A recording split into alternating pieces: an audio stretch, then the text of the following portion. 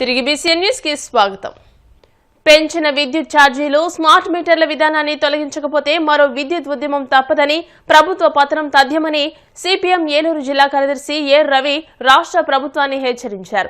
Eluru Powerpet railway station వద్ద CPM ఆధ్వర్యంలో విద్యుత్ బిల్లుల దహనం కార్యక్రమాన్ని నిర్వహించారు. ఈ కార్యక్రమాన్ని ఉద్దేశించి రవి మాట్లాడుతూ ఎన్నికల్లో వైసీపీ ప్రభుత్వం అదానితో చేసుకున్న ఒప్పందాన్ని వ్యతిరేకిస్తూ చేసిన ఉద్యమాన్ని కూటమి ప్రభుత్వానికి గుర్తు చేశారు. సిపిఎం ఏలూరు జిల్లా కార్యదర్శి వర్గ సభ్యులు DNVD Prasad, K Srinivas, P రామకృష్ణలు మాట్లాడుతూ వ్యవసాయ పంపు సెట్లకు స్మార్ట్ మీటర్లు బిగించడం అంటే రైతుల మెడలకు ఉరితాళ్లు బిగించడమేనని అన్నారు. ఈ నిర్ణయాన్ని తక్షణమే ఉపసంహరించుకోవాలని డిమాండ్ చేశారు. ఈ కార్యక్రమంలో పార్టీ నాయకులు Gudipati Narasimha Rao, S Shyamala Rani, K Vijayalakshmi, BVVN Prasad, YS Kanaka Rao, G Ravi Kishore, P Adiseshu, M Aruna Kumari, M Isaac, M Satyam, G Gopi తదితరులు పాల్గొన్నారు. దాన్ని నియంత్రిస్తానని చెప్పాడు. ఆ హామీని అమలు చేయాల్సినటువంటి అవసరం ఉంది. స్మార్ట్ మీటర్లని లోకేష్ గారు తొలగించారు. ఇప్పుడు స్మార్ట్ మీటర్లు బిగిస్తున్నారు. ప్రపంచమే సిగ్గుపడే పద్ధతుల్లో అదానీ గారు ఒప్పందం ఉందని చెప్పి అమెరికా వాళ్ళు కేసు పెట్టినా ఆంధ్రాలో మాత్రం ఆయన నెత్తికెక్కించుకుని ఊరేగుతూ ఉన్నారు. దీనికి కారణం మోడీ గారి ప్రభుత్వం. సౌర విద్యుత్ 10% తప్పనిసరిగా ఈ ఒప్పందం చేసుకోవాల్సిందే. అది రూపాయిన్నర యూనిట్ ధర 4.5కి కొనాల్సిందే అనేటువంటి ఒక తప్పుడు సర్క్యులర్ ఆధారంగానే ఈ తప్పుడు ఒప్పందాలు జరిగినాయి. కాబట్టి కేంద్ర రాష్ట్ర ప్రభుత్వాల యొక్క అపవిత్ర ఒప్పందాల ఫలితంగా రాష్ట్ర ప్రజలు ఈ భారాలు మోయాల్సి వస్తుంది.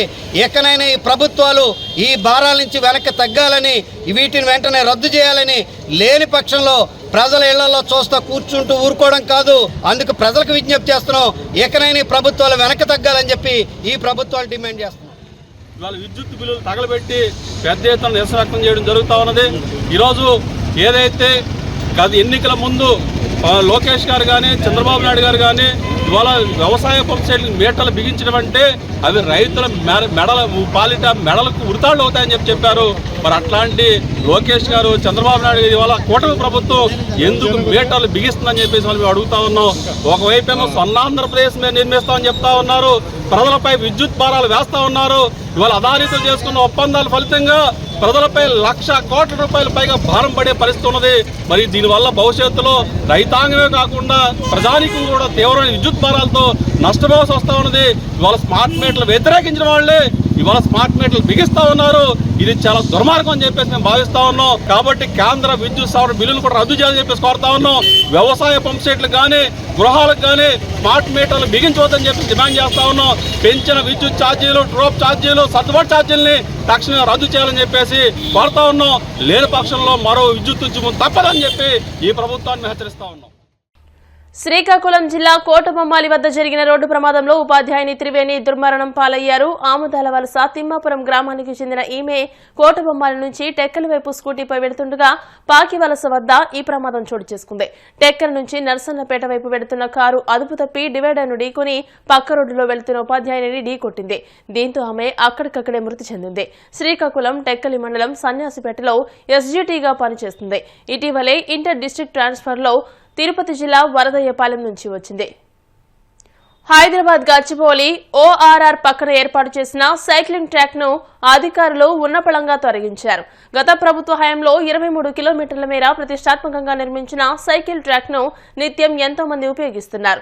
ఈ ట్రాక్ తొలగించడం పట్ల సైక్లిస్టులు తీవ్ర అభ్యంతరం వ్యక్తం చేస్తున్నారు. కేసీఆర్ ఆనవాళ్ల తొలగింపు కార్యక్రమంలో భాగంగా ఈ ట్రాక్ తొలగిస్తున్నారని నెటిజన్లు ఆగ్రహం వ్యక్తం చేస్తున్నారు. అయితే ట్రాఫిక్ ఇబ్బందుల కారణంగా హెచ్ఎండిఏ కార్యాలయం వద్ద సుమారు 100 అడుగుల మేర ఈ ట్రాక్ తొలగిస్తున్నట్టు అధికారులు చెబుతున్నారు.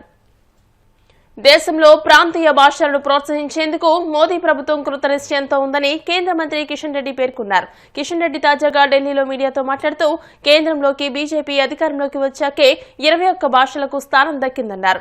అలానే భాషలు మన సంస్కృతి వారసత్వాన్ని, జ్ఞాన సంపదకు నిలయమని చెప్పుకొచ్చారు. దేశానికి సహకార సమాఖ్య పాలనాపరమైన అంశాల కోసం భాష కీలకమైన అంశమని అన్నారు. పాలనాపరమైన సౌలభ్యం కోసం 3 భాషల ఫార్ములాను రూపొందించినట్టు తెలిపారు. ఈ ఫార్ములా వినియోగంలో ప్రజలు సంతృప్తిగా లేని కారణంగా మార్పులు తీసుకురావాలని డిమాండ్ పెరిగిందని, దీనికి అనుగుణంగా ప్రధాని మోదీ నూతన జాతీయ విద్యా విధానం ద్వారా కనీసం 2 ప్రాంతీయ భాషలను విద్యార్థులు నేర్చుకునేలా ప్రోత్సాహాన్ని అందజేస్తారని వ్యాఖ్యానించారు. ఆ దిశగానే పాలన సాగుతుందని అన్నారు.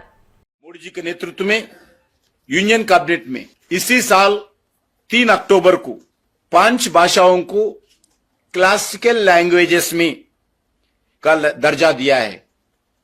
बहुत सालों से चर्चा होता था, बहुत सालों से संघर्ष करते थे लोग, हमारा लैंग्वेजेस को क्लासिकल लैंग्वेजेस का दर्जा देने के लिए बहुत डिमांड थे। वो मराठी में जब मैं कल्चर मिनिस्ट्री था, जब अलग अलग लोग पार्टी से ऊपर उठकर सभी लोग मिलकर हमारा मराठी लैंग्वेजेस को क्लासिकल लैंग्वेजेस का दर्जा देने के लिए डिमांड करते थे। आज नरेंद्र मोदी जी सरकार जो भी रीजनल डिमांड को देखते हुए आज 5 लैंग्वेजेस को इसी साल अक्टूबर 3 तारीख कैबिनेट में अप्रूवल किया है। उसमें एक मराठी, दूसरा बंगाली और असमी, पाली एंड प्राकृत, इस 5 भाषाओं को क्लासिकल लैंग्वेजेस का दर्जा देना बहुत एक हिस्टोरिकल निर्णय था। अभी क्लासिकल लैंग्वेज की संख्या लगभग देश में 11 हो गई। पहले ही हम जो 5 देने से पहले संस्कृत, तेलुगु, तमिल, कन्नड़ा, मलयालम, ओरिया इस मिलकर आज 11 हो गई है। भारत दुनिया में एकमात्र देश है जिसने 11 भाषाओं को क्लासिकल लैंग्वेजेस का दर्जा दिया। వార్తలు ముగించే ముందు ముఖ్యాంశాలు మరోసారి. నైరుతి బంగాళాఖాతంలో కొనసాగుతున్న అల్పపీడనం దక్షిణ ఆంధ్రప్రదేశ్ తీరం వైపు వెళ్లే అవకాశం ఉందని వాతావరణ శాఖ అంచనా.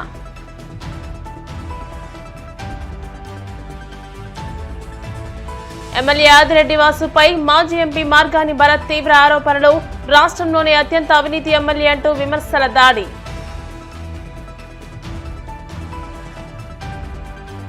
భీమవరంలో ఎమర్జెన్సీ ఆసుపత్రి అవసరమన్న కేంద్ర మంత్రి శ్రీనివాస్ వర్మ. ఆసుపత్రి నిర్మాణానికి నిధులు విడుదల చేయాలంటూ ఏపీ మంత్రి సత్యకుమార్ కు వినతి. కోటబొమ్మాలిలో ఘోర రోడ్డు ప్రమాదం. కారు ఢీకొని ఉపాధ్యాయుని అక్కడికక్కడే మృతి.